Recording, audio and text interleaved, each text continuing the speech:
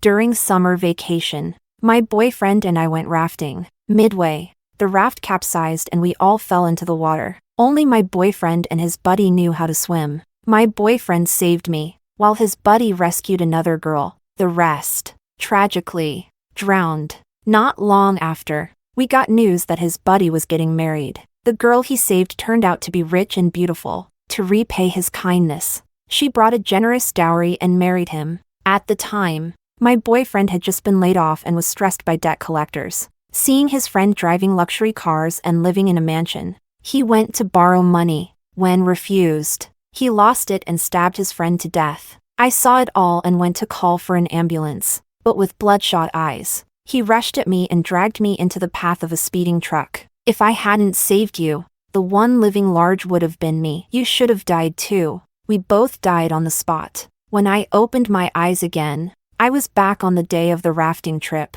Chapter 1. On the raft. My boyfriend stared intently at a beautiful girl. I sneered. Since he was so eager to play the hero, might as well let him. Let's see if he can still smile once he finds out her secret. The sound of playful laughter and trickling water returned to my ears. I opened my eyes in a daze. My boyfriend Oliver was rubbing his head, looking around with a puzzled expression. What? Got splashed silly? His buddy chuckled, scooping water and splashing it hard in Oliver's face. Oliver shuddered from the shock, causing everyone on the raft to burst into laughter. It was then I realized. Everything looked so familiar. Oliver was staring dumbfounded at the girl across from him. Her seaweed-like hair was dripping with water, thanks to Lucas's accidental splash. Her sheer cover-up now clung to her nude-colored underwear. Sexy and pitiful all at once, Oliver quickly pulled out tissues and handed them over, eager to please. Lucas smirked. Damn, can't even focus on what's in your bowl before looking at someone else's plate? Oliver glanced at me a few times, not noticing anything off, then retaliated by splashing water back. Two older women got caught in the crossfire and joined in the water fight. Screams erupted all over the raft. In the previous life, Oliver was the one splashing water the wildest, careless and carefree. But now, he's deliberately avoiding that girl, acting all gentle and chivalrous. No doubt about it, he's been reborn too. Memories of the last life flooded my mind like a roller coaster. The river was rapid. The raft flipped. We were all in danger. Oliver and Lucas could swim. Oliver pulled me to the shore. Lucas rescued the girl closest to him. The two older women on the raft tragically drowned. Turns out the girl Lucas saved was a rich heiress, grateful for saving her life. She married him with $1 million dowry. When Oliver got the wedding invitation, he smiled and offered congratulations, but later snapped at me out of nowhere. I thought it was work stress, so I didn't take it seriously. Then the loan sharks came knocking every day. He saw Lucas driving luxury cars, living in a mansion, and went to borrow money. Lucas scolded him brutally. Oliver snapped and stabbed him to death. I arrived just moments later and witnessed the scene, terrified. I tried to call 911, but with bloodshot eyes. Oliver grabbed me and threw us both in front of a speeding truck. Even now, I can still hear him roar. If I hadn't saved you first, I'd be the one living it up. You should have died. No one gets to live. The despair before death, and the pain tearing through my organs still lingers. He wanted to play hero and win a luxurious life? Fine, I'll let him have it. Chapter 2. As we reached the bend in the river, the current picked up, and stopping the raft was already getting tricky. Oliver wanted to play the hero. Well, I wasn't about to relive the choking, half-drowned experience again, and with two innocent ladies still on board. I had to make sure they made it too. I stood up and shouted toward them. Hey, maybe let's ease up. The waters ahead look rough and dangerous, but the woman in sunglasses, soaking wet and clearly having a blast, looked annoyed. What are you afraid of? If you want safety, stay home next time. The other lady with drawn-on brows, Monica, grabbed my hand and smiled. My colleague has a sharp tongue. Ignore her. Don't worry. Tons of people raft every day. It'll be fine. Sunglasses lady pulled her back. Don't waste your breath. Let's just enjoy ourselves. Then she turned to me. Girl, Your boyfriend's strong, he probably swims like a fish, right? Even if you don't trust me, you trust him, don't you? Zoe, the rich pretty girl, smiled sweetly, while stealing glances at Oliver. Oliver beamed ear to ear at the compliment. Trust him? I trust a fingernail more, it might at least scratch my back. They splashed water around even more gleefully. I tried again to reason with them. But they didn't listen. Fine then. I'd leave the raft regardless. So I clutched my belly with a pitiful look. I think my period just ended and the cold water is making my stomach hurt. Can we stop the raft so I can get off? Sunglasses lady banged on the side of the raft impatiently. Yeah. Stop the boat already. One moment she's saying doom and gloom stuff. The next she's acting all fragile. She better not die on this thing and pin it on us. All young and healthy, just look at that other girl. She's fine. But your girlfriend's such a drama queen. Oliver didn't defend me. In fact, he looked downright disgusted. He steered the raft to the bank, grumbling, Fine. Get off. You're such a buzzkill. I climbed off quickly, but Monica called after me. Wait, this mountain path is pretty remote. It's not safe for a young woman to go alone. I'm a bit hungry anyway. Why don't we go grab a bite together? You guys finish up and come down soon. Lucas also stood up.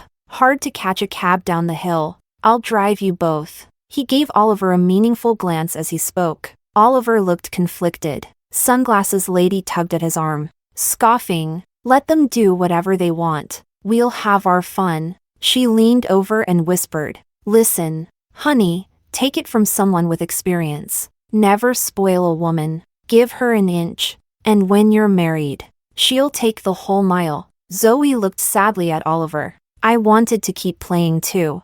But I'd hate to be the reason you and your girlfriend argue. Maybe we should get off too? Though she said it. She didn't move an inch, seeing that Oliver was about to snap. I quickly waved my hands. No, don't worry about me. We'll go eat. You three keep playing. Before leaving, I made sure to tell Monica to let the sunglasses lady wear the life vest. Oliver made a show of pretending to care, then rode off with the two girls. Chapter 3. The three of us found a small restaurant at the foot of the mountain. As soon as we stepped inside, rain poured down. The world outside became a blurry watercolor. Monica frowned. Signals already weak in the mountains. Now with this rain, there's no signal at all. Do you think something might have happened to them? The sunglasses lady was her coworker. They'd tagged on this trip after a business trip. Lucas poked at his food. Indifferent. They're probably just taking cover somewhere. Besides, there's rescue staff, right? Monica worried. But what if the rescue team can't make it in time in this downpour? Lucas glanced at me, trying to comfort. Relax. Oliver can swim. He won't die. As for the other two girls, well, that's another story. If you're really worried, we can head back after lunch and check. I nodded. But truthfully, I hoped he did die. When we stepped outside, the rain had mostly stopped. Just as we reached the road, a group of people were carrying stretchers down the slope. Leading the group was Oliver, helping carry one. On it lay long-legged Zoe, wearing his jacket, pale as a ghost, trembling, and coughing up water. Behind her, another stretcher held the sunglasses lady. Her face was bloodied, sunglasses shattered, dangling from a broken necklace. Monica collapsed in shock. The paramedic comforted her. Don't worry, she's alive. She got swept ashore, just has a busted cheekbone. But Oliver immediately shifted the blame. Alice, if you hadn't insisted on getting off the raft, we wouldn't have been delayed. This wouldn't have happened. Don't you feel guilty? I didn't even speak. But Lucas snorted coldly. You serious? You asked us out to cheer you up because you were in a mood. Alice is scared of water. You knew that. She warned you it looked dangerous. You called her a killjoy. Now something goes wrong and you throw her under the bus? You've got some nerve. Oliver flushed with embarrassment. He raised his hand but dropped it, stammering. You're defending her like that. Are you two hooking up or something? Gasps all around. Even the paramedics slowed down. People whispered. Her boyfriend nearly drowned.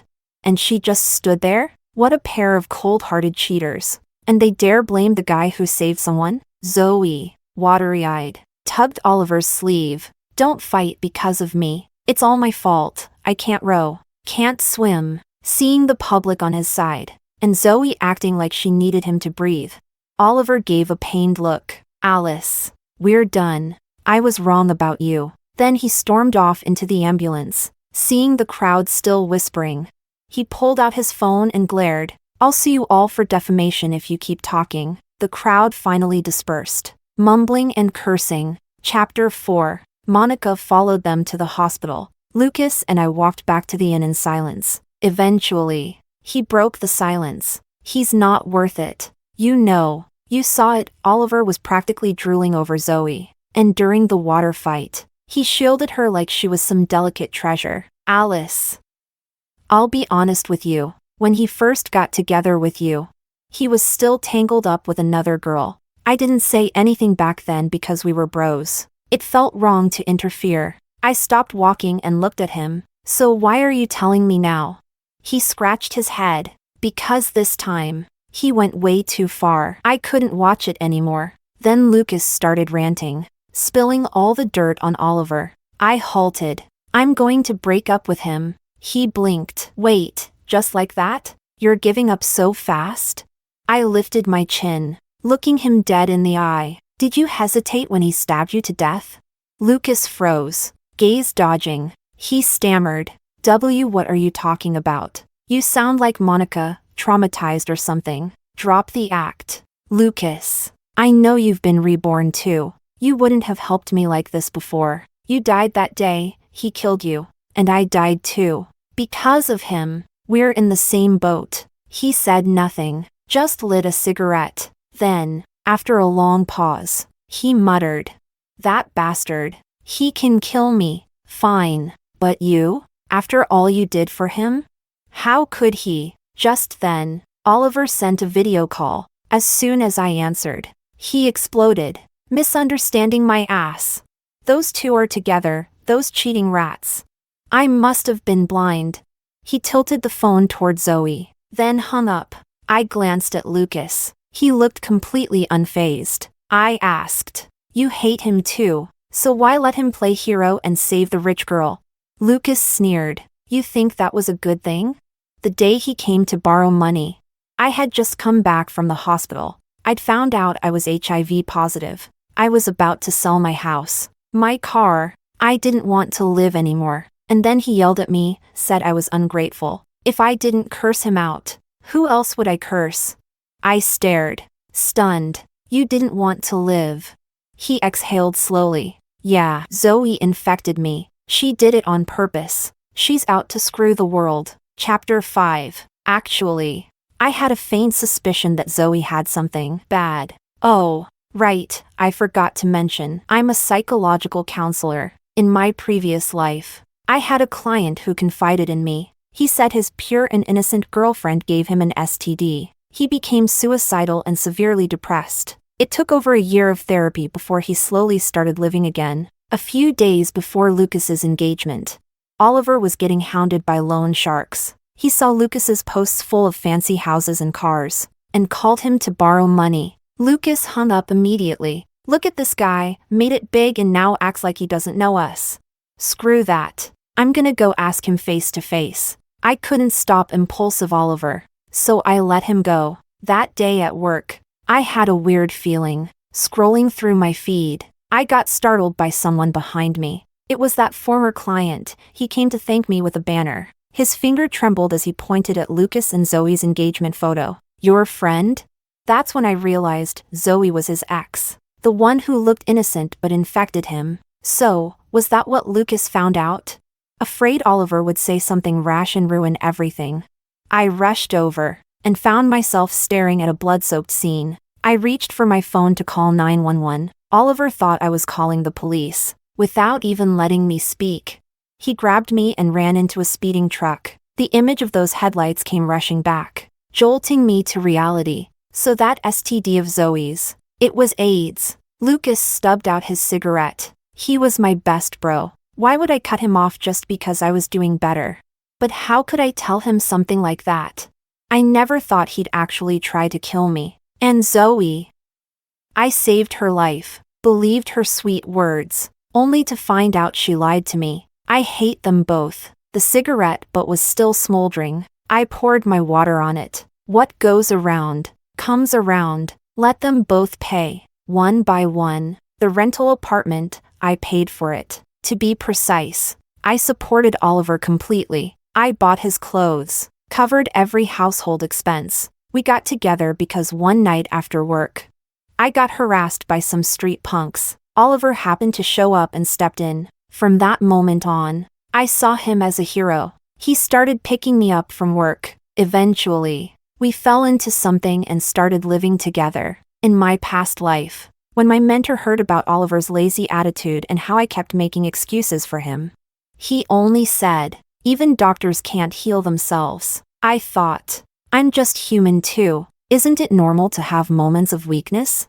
But now, looking back, that wasn't weakness, that was blindness. Chapter 6. If Lucas hadn't told me yesterday, I would have never guessed those street punks were Oliver's friends. I had just finished packing up Oliver's stuff when I got a call from the police. "Miss, we need to ask you about what happened yesterday." Lucas was nearby, so I took his car. At the police station, everyone from the raft was present. Oliver sat next to Zoe, with the sunglasses lady beside them. Her face was wrapped in gauze, and she pointed at me angrily. "It's your fault for getting off the raft midway. If it weren't for you, I wouldn't be disfigured. My husband wants a divorce now. It's all because of you." She looked so pathetic, crying, that I couldn't help but chuckle. Maybe he wanted to divorce you anyway, and this was just an excuse? Funny how you were the one giving relationship advice, now look who's getting dumped. You shut up. She lunged at me, but the officer stopped her. "Ma'am, calm down. This is a police station. No one wanted this to happen. Please don't make a scene." She sat down fuming. After I finished my statement, she glared at me. I leaned in and whispered, "Ma'am, if I hadn't gotten off that raft early, you'd be dead." She was about to blow again, but Monica grabbed her tightly. "She's right," Monica said. "Rescue said Oliver saved that girl first. You just happened to be swept ashore by the rain. If we hadn't gotten off early, you'd have gone downstream and drowned." Monica looked at me, wide-eyed. "So if we'd stayed on the raft, 2 people would have drowned. You saved our lives." She clutched my hand. "Girl, you saved us." Then she turned to sunglasses lady. "And your life vest? It was her who told me to give it to you. You didn't even want to wear it. If something had happened, who would I partner with at work?" Sunglasses lady finally understood. She lowered her head. "Girl, I wronged you. I was too harsh on the raft. Please don't hold it against me. I wasn't planning to anyway. They never really hurt me." Just then, Oliver and Zoe walked past us. I quickly called out. Oliver smirked down at me. "What? Regretting losing me already? Bet you didn't sleep a wink last night." Zoe looked flawless as always, a sly smile in her eyes. "Sis, Oliver's such a good man. Go apologize. Maybe he'll forgive you." Oliver sneered. "Forgive? I can't stand betrayal. What were you thinking when you cheated?" "Cheating? Seriously? But hey, if you want to accuse me, who's gonna stop you?" I rolled my eyes and looked at Lucas. "Bring his luggage." I unzipped the suitcase and dumped out the clothes. Then, I picked up a pair of scissors and started cutting. "What are you doing?" "What am I doing?" "Giving your stuff back." "But since I paid for everything, I figured I'd deal with it first." Not a single nice item left, just a pile of wrinkled, torn junk. "There, take it." Oliver looked humiliated. His face turned red as he kicked the suitcase. "Trying to embarrass me? Fine, I don't want it. Cut all you want." "Oh, so proud? The clothes you're wearing, I bought them too." "Strip." Oliver pointed at me, fuming, but held back for the sake of appearances. Zoe jumped in, indignant. "Sis, you look pretty, but why are you being so unreasonable?" She poked at the cut clothes with her high heel, disgusted. "I thought you were cutting up something valuable." "Just cheap brands." Oliver looked overjoyed by her defense. I tilted my head with a smirk. "Trash with trash, makes sense, doesn't it?" Zoe's face darkened. She made a call, and soon a Rolls-Royce pulled up. Her bodyguard handed her a set of clothes. Zoe held her head high. Oliver, go change in the car. No need for her scraps. And remember your favorite brands. We'll stop by my family's mall later. Oliver looked thrilled, gingerly getting into the Rolls. A minute later, he tossed his old clothes out and spat in our direction. Just wait. You'll be begging me one day. The luxury car disappeared into the distance. Lucas and I exchanged a look and smiled. Chapter 7. After that whole scene, those two were bound to fall in love even faster. Lucas and I didn't need to lift a finger anymore. After breaking up with Oliver, I threw myself into work. After dying once and being betrayed by the man I loved, I saw through people more clearly than ever. In no time, my reputation as a therapist started to rise. Meanwhile, Oliver was posting cringe-level flirty quotes on his social media. Meeting you was fate. Everything happens for a reason. I held back my gag reflex and deleted his contact. Then I noticed he'd already renamed himself Knight Guarding the Princess. Even the profile pic was a matching couple's photo. No doubt about it, they moved fast. He was high on his new romance, and I was enjoying watching from the sidelines. That afternoon, after walking a patient out, I went to see my mentor. Turns out, my senior Lisa was in his office too. She's also a counselor, but we've never really gotten along. She always thought my methods weren't as professional as hers. She was venting. My patient lost her virginity, gave herself to a total scumbag, got locked in a room and almost died of carbon monoxide poisoning. She hasn't spoken a word in a week. Her brother insists on being there during sessions and curses at me nonstop. I'm so done. I can't help her. Let someone else do it. My mentor looked disappointed. A patient is when a doctor is most needed. If a therapist can't stay calm and patient, maybe you need a break. Lisa was one of his favorite students, but now her eyes welled up with tears. If you walk away, what happens to the patient? Where's your responsibility? He asked. Sternly. Lisa was stubborn, saving face. She shot me a look. Didn't you always say Alice is so great at therapy? I've never bought that. Let her take the mute girl. I want to see how she deals with that. Neither of them would back down. I looked into the next room. A girl in her 20s sat there, dazed, her wrists bandaged, slapping herself from time to time. Tears streamed silently down her face. It was heartbreaking. I broke the silence. Depression? Lisa mumbled. Worse than depression, I think. She handed me the case file, then pulled it back again. Forget it. I won't push you. You joined a year after me. You're probably no better. Lisa has a sharp tongue, but her intentions aren't bad. She was just anxious for the girl to open up. I hadn't planned on getting involved, but something about that girl struck a chord. Her story felt like mine. I had a strange impulse, a gut feeling that I could help her. Just because you couldn't doesn't mean others can't. Let me try, but I get the commission bonus, right?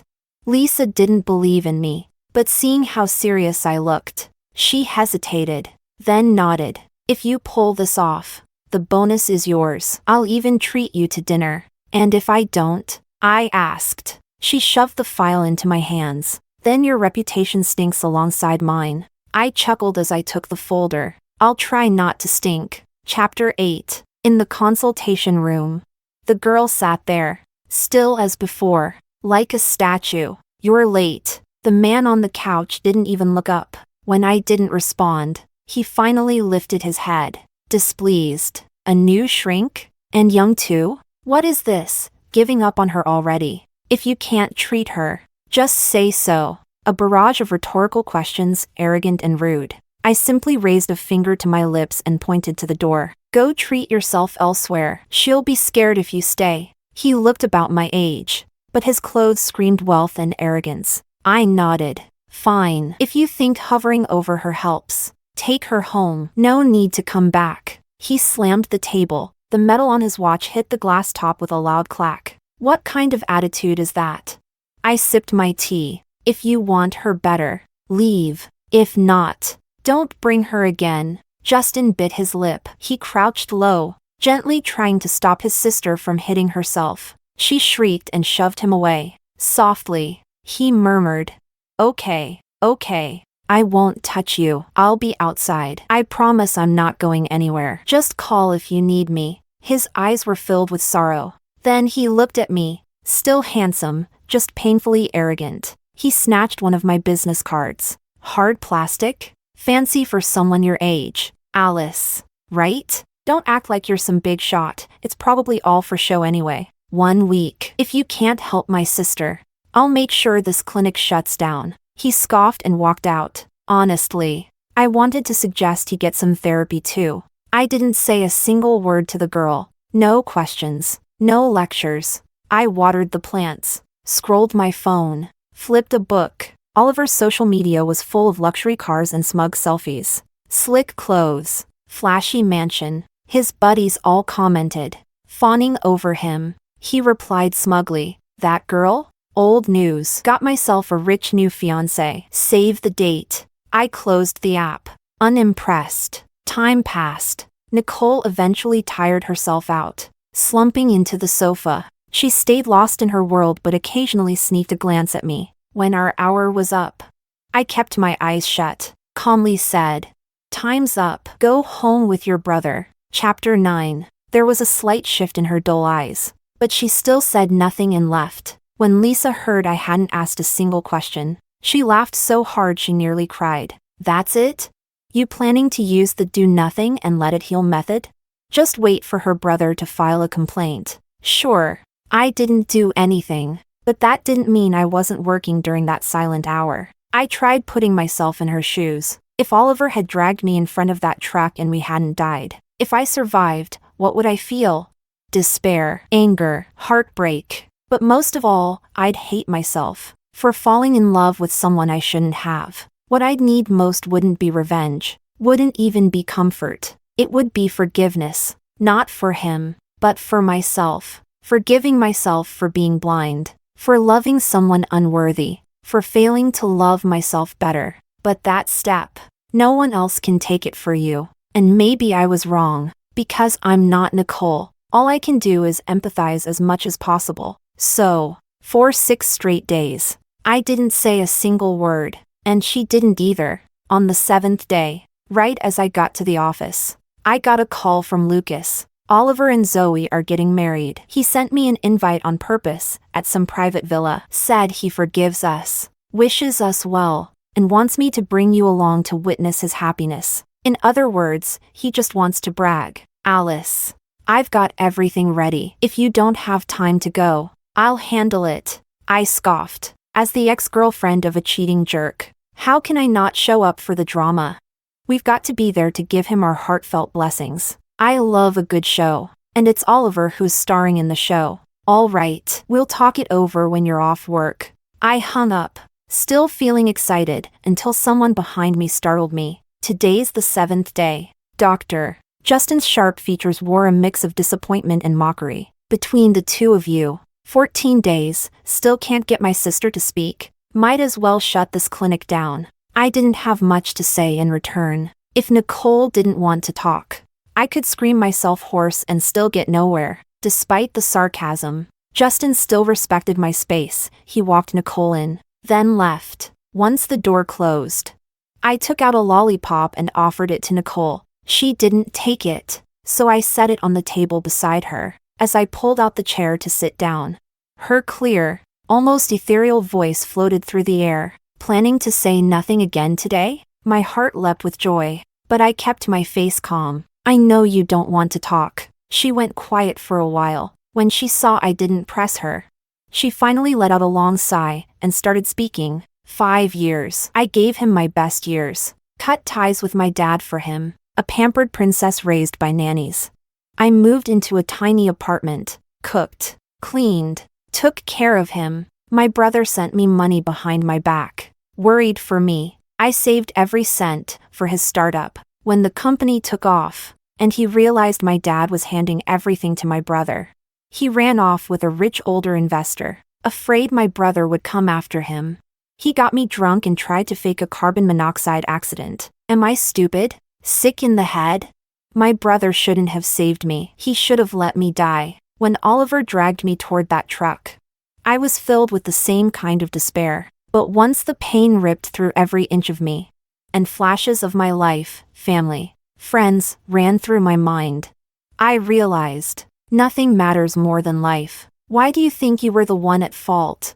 The only one wrong was the bastard. Nicole unwrapped the lollipop, smiling faintly. Isn't being blind a fault too? My dad begged me to come home. My brother was ready to break his legs. No one blamed me, no one. But I hurt my father, lost my innocence, made my brother suffer. I'm not worthy of their love. I can't even look at myself. I made up my mind before I came here. I'd talk to you once, then go home and leave. Maybe next life I won't meet him again. Thanks for respecting me these past few days. My brother, he just got back from abroad. Guess he'll be heartbroken for a while. She licked the lollipop, voice light as a breeze. Chapter 10. As a therapist, what I fear the most is when a patient looks completely indifferent. Because at that point, they've truly made up their mind. I pulled the curtains open, letting sunlight pour into the room. You've told me your story. How about listening to mine? Sure. I told her everything I had done for Oliver. Washing his clothes during my period. No birthday gifts. Carrying the financial burden of our relationship. Always putting him first. The truth is, every girl who clings to love is terrified that she hasn't done enough. But in the end, it's just a solo performance that moves no one but herself. She scoffed. Doctor, at least my boyfriend looks decent on the outside. Yours? Pure trash. You're even more of a love-struck fool than I am. See? Sometimes, once you compare stories, you realize you're not the one who's hit rock bottom. She kept asking. So what happened after that? What finally woke you up? I got killed by him. Nicole burst into laughter. What? He couldn't borrow money so he stabbed his buddy? Then grabbed you and got you both hit by a truck? And then you, that jerk, and your mutual friend all reincarnated together? Ha ha ha ha ha ha. I'm dying. That's the funniest thing I've ever heard. She wiped away tears of laughter. Thank you, doctor. You even made up this kind of wild joke to try and fix me. Seriously. That's the best joke I've heard in days. I looked at her seriously. You don't believe me? But it's true. She didn't deny it. So what? If it's true, then you're even less qualified to help me. You got killed by someone like that and can still sit here all calm and collected? You haven't even figured out your own mess. And you think you can fix mine? She bit down on her lollipop with a loud crunch, then stood up. Sis, you're in the wrong line of work. You should have been an actress. Great performance. I gave a cold laugh. You think I'm calm and collected? Just because I got destroyed by a scumbag like that, you think I should be crying my eyes out? Or maybe I should throw myself out the window? I pointed to it. I clenched my jaw, then said what I truly wanted her to hear. I handed him the knife of my trust. He was the one who betrayed me. I've already been hurt, already paid the price. So why should I keep picking up that same knife and stabbing myself again and again? So no, I won't hurt myself anymore. In fact, I'm going to make sure he pays the price. Nicole was stunned by the chill in my eyes. But, you're a therapist. Chapter 11. Therapists are people too. And besides, it's not like I plan to do anything. I'll just watch coldly while karma takes its course. Her session time was up. Doctor, I'll think carefully about what you said today. Maybe I'll come back tomorrow. Or maybe I won't. I know making up stories is just your way of trying to stall me. But I really don't believe in things like reincarnation. That's just self-deception. But either way, thank you. She gently opened the door, and was suddenly stunned by what she saw outside. Lucas? What are you doing here? Lucas was Justin's childhood friend, and Nicole's godbrother. The moment Lucas saw Justin walking out of the bathroom, he put him in a headlock. Justin had no idea who it was and started cursing. But when he realized it was Lucas, his anger turned into joy. Damn. No wonder that chokehold felt so familiar. Lucas gestured at him, grinning. You punk. Came back to the country and didn't even tell me? Then he glanced over at Nicole. What's up with Nicole's face? You okay? Maybe because I was standing there. Justin threw an arm around Lucas and said, Don't even get me started. Just thinking about it pisses me off. Come on, let's grab a bite and talk it over. Wait. What about you? What are you doing here? I came to pick up a friend. We've got something to talk about. Lucas pushed past his buddy and looked at me. Justin's face froze, probably remembering how arrogant and dismissive he'd been toward me earlier. He looked a little uneasy. In the end, he tested the waters. Doctor, would you do us the honor? Join us for a meal? I rolled my eyes at him, then glanced at Nicole and finally nodded. But unexpectedly, Nicole waved her hand. Lucas, I'm not feeling well. You guys go. I don't want to eat. Justin looked happy that she was finally speaking again. Lucas seemed a little worried, but Nicole didn't say anything more. Justin didn't insist. Fine. We'll take her home first then. I quietly tugged Nicole's sleeve and whispered. Lucas is the friend who was reborn with me. You can ask him about it later. And tomorrow, we'll both witness that jerk getting exactly what he deserves. Nicole hesitated for a second. But in the end, her curiosity got the better of her. Chapter 12. On the day of the wedding, at Zoe's private villa, the fences were wrapped in extravagant thorny roses. In the yard, high-end designer sofas and chairs were neatly arranged. The sunlight slanted down, casting dappled shadows that only enhanced the lavish atmosphere. Celebrities from all walks of life, along with the media, gathered to witness the grand wedding of this so-called perfect couple. The ceremony hadn't even started yet, and they were already trending online. Guests whispered among themselves. I heard she offered herself to him after he saved her. This guy hit the jackpot. He didn't just save a person. He saved a literal money tree. He's set for life. All this fortune will be his sooner or later. Oliver, wearing a custom-made groom's suit, was basking in the envy of the crowd, clearly overjoyed. We chose to sit at a corner table. Everyone around us was gushing about how extravagant the wedding was. Nicole, sitting beside me, murmured, if he hadn't broken up with me, our wedding would have been even grander than this. I gently patted her hand. Don't feel regret. He's not worth it. Soon, amidst clinking glasses and cheerful chatter, the bride Zoe appeared. She wore a white gown, elegant and regal like a princess. Oliver was dazzled, and the entire crowd gasped in awe, just as the two were about to drink their ceremonial wine. A group of men suddenly burst through the doors and pointed to the stage. It's her! Yes, that's her! The joyous moment was disrupted. Oliver quickly stepped in front of Zoe, yelling for security. To his shock, several police officers followed the men in. Zoe's father frowned. Officers, this is my daughter's wedding day. What is the meaning of this? The police presented their IDs and, seeing the villa packed with guests, responded with righteous authority. We suspect your daughter is involved in social retaliation and poses a public safety threat. We need her to cooperate with an investigation. Oliver was completely thrown off. He rushed down the stage, panicked. Can't this wait until after the wedding? My fiancé is delicate and gentle. How could she be a public danger? He tried to comfort the frightened Zoe, eyes blazing as he pointed at the men causing the scene. They're just here to sabotage us on purpose. Then Oliver suddenly looked like he understood something. He turned and pointed angrily at our table, slamming his hand down. He roared, "It's you too, isn't it? You're the ones stirring shit up. Are you even human? You cheated on me with my best friend. I forgave you. I was nice enough to invite you to the wedding. And this is how you repay me?" Nicole took a sip of her drink with disdain, curling her lips. "Doctor, your ex-boyfriend is acting like a rabid dog." Oliver pointed at her, furious. "And what the hell are you? Just a pathetic freeloader living off others like the useless trash you are." Chapter 13. Justin flung a glass of red wine straight at Oliver. In an instant, Oliver's pristine white shirt was stained red. He was about to retaliate when people around them began to recognize Justin. Wait, isn't that Justin? Their families have been rivals for years. So he came here just to stir up trouble?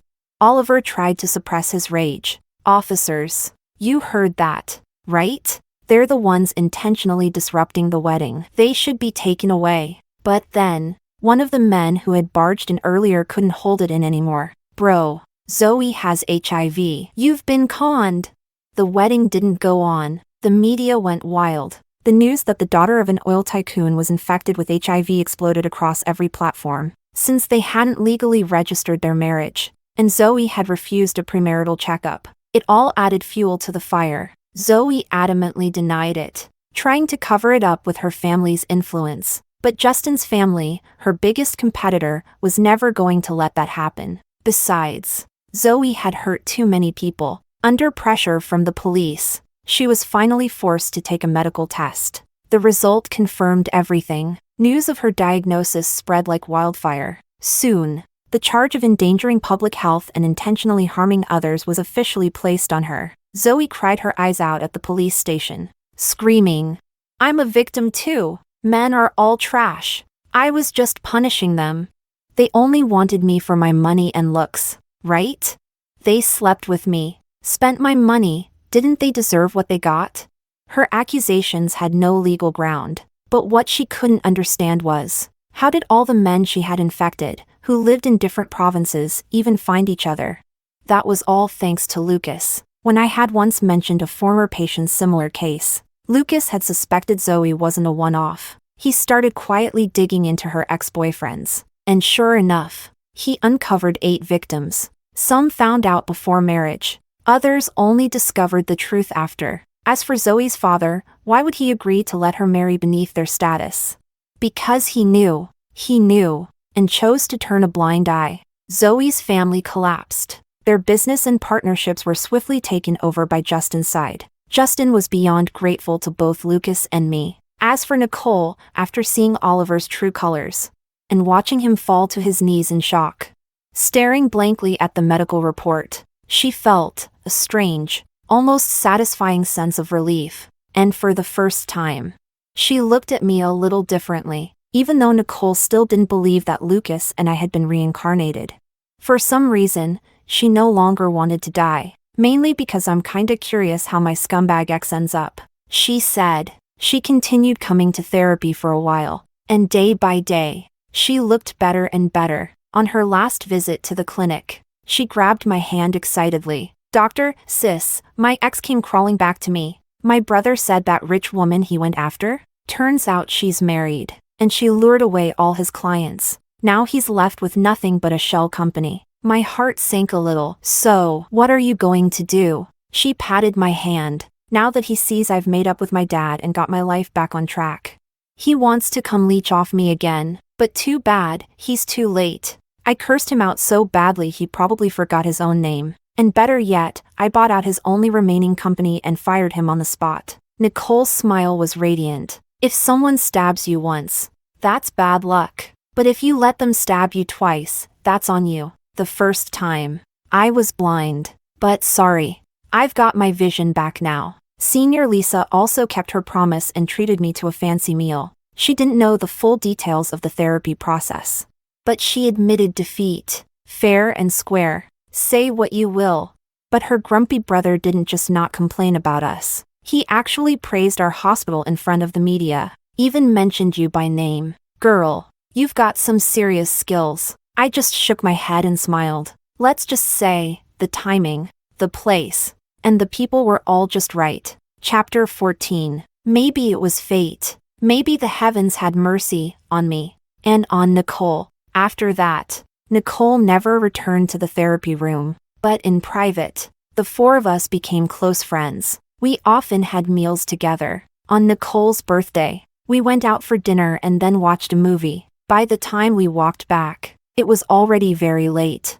When we turned a corner, we saw a group of people kicking and beating someone on the ground. Justin and Lucas immediately stepped in to stop them. The group of thugs was pulled away, still spitting and cursing. One of them said, trying to explain, "Guys, we get that you're trying to help, but this scumbag has HIV. He gambles like crazy, borrows money and never pays it back, and even tried to get us to die with him. He's trash. Stay away from him." The man on the ground was thin as a stick, curled up and groaning with his head in his arms. His body was covered in dirt, and his exposed skin was riddled with open sores. He was a complete mess. The smell of blood mixed with the stench of spilled alcohol and broken glass. Under the streetlight, I stared at his face. It looked more and more familiar. Oliver?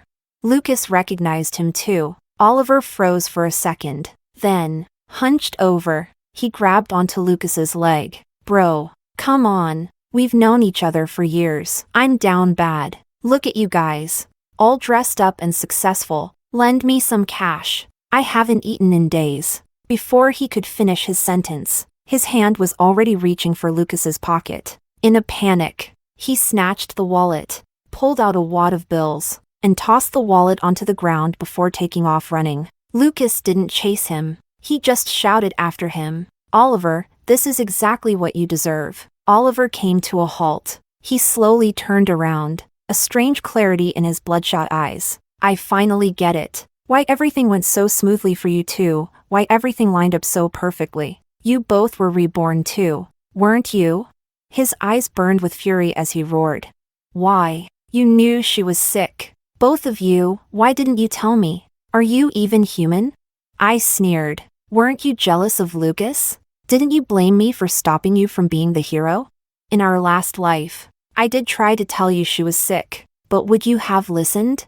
You were already blinded by greed, and in this life, we didn't do anything. Every single choice, you made it yourself. If you want to blame someone, blame yourself. Bitch! You fucking bitch!"